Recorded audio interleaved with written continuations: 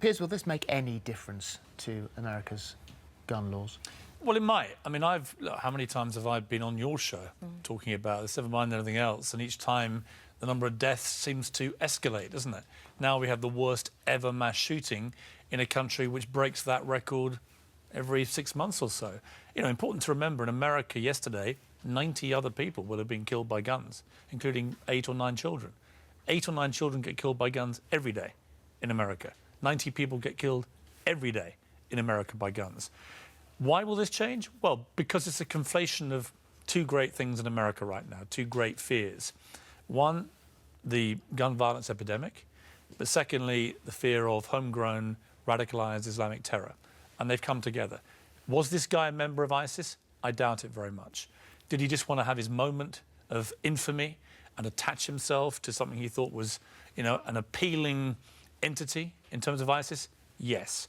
His wife had to be rescued from a violent marriage. This is a man she described as being mentally ill. He had been on a watch list by the FBI, yet he was still able to go in and buy semi-automatic weapons capable of shooting 700 rounds a minute. Well, look, this guy had 3 interviews with the FBI. Why? Because his work colleagues had said he's making death threats against Jews, against all sorts of different people. He's affiliating himself with ISIS, with Islamic State and so on. 3 times the FBI interviewed this guy. But he was able, 2 weeks ago, to walk into a gun store perfectly legally, purchase an AR-15 assault rifle, purchase a handgun and go and do what he did. But the reason I think it may be a tipping point in a certain degree is that I think many people who are pro-gun in America are actually more concerned about radicalized Islamic terror in their country.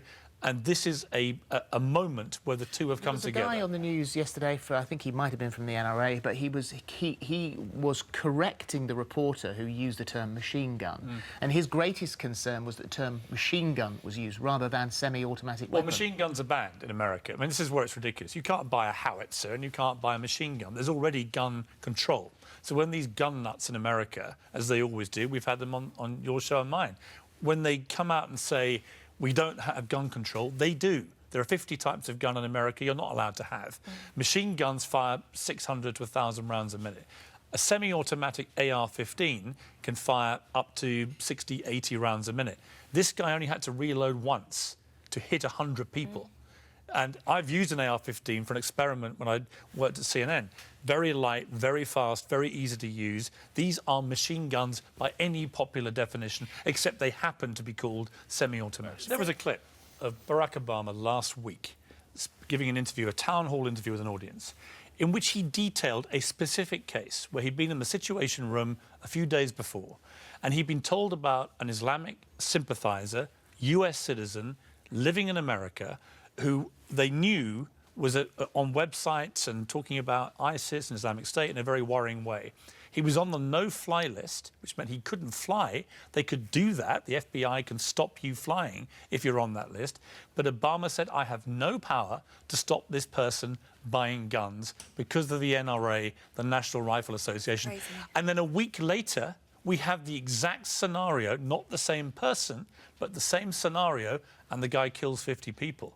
And this is where the NRA, to me, is such an invidious, awful terror group of their own, because they allow the enabling of these people. You know, where would this guy have got a machine gun like this in this country? It's incredibly difficult. You've got to make it more difficult for these people to get their hands on these killing machines. Reading Donald Trump's tweet 17 hours ago, horrific incident in Florida, praying for all the victims and their families. When will this stop? When will we get tough, smart and vigilant? Well, you're a friend of his. What does he mean by that? I've known him a long time, and he's been roundly vilified for saying he thinks there should be a short-term ban on Muslims coming into America until they, quote, figure out what's going on. Well, there'll be a lot of Americans waking up today who will have a lot more sympathy with what Donald Trump is saying in terms of the threat that he perceives the country is facing. And, you know, he's right about one thing. I didn't agree with him about the ban on Muslims. I think that's a ridiculous thing to suggest, but at least he has an idea. I don't see much coming out of President Obama or indeed Hillary Clinton. She's very anti-gun, which I applaud. But in terms of how to deal with this homegrown radicalised terror threat, which we have in this country, there will be people here who have maybe come back from Syria, who have attachment or allegiance to ISIS. We don't know where they are. What about just having a new law which says if you are interviewed by the FBI on suspicion with allegiance to ISIS or a fundamentalist or extremist group, then it flags up when you try and buy a damn gun. You know, it is a ridiculous situation. Simple move. I agree, but in the last 10 years, there have been 2,000 plus suspected terrorists who have been afforded access to purchasing weapons over in the United States.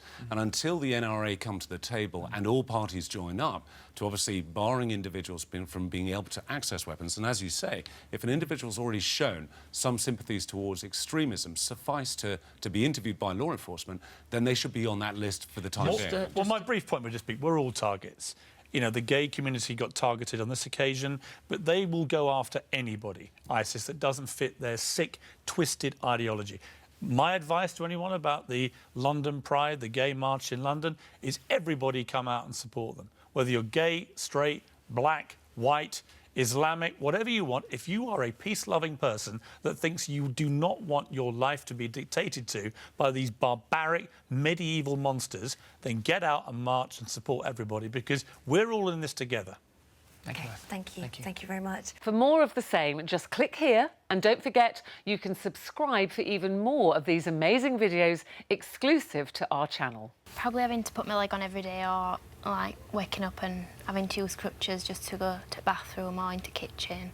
I think that's probably what I find hardest, because it's what's changed most, not being able to just jump out of bed and get on with day.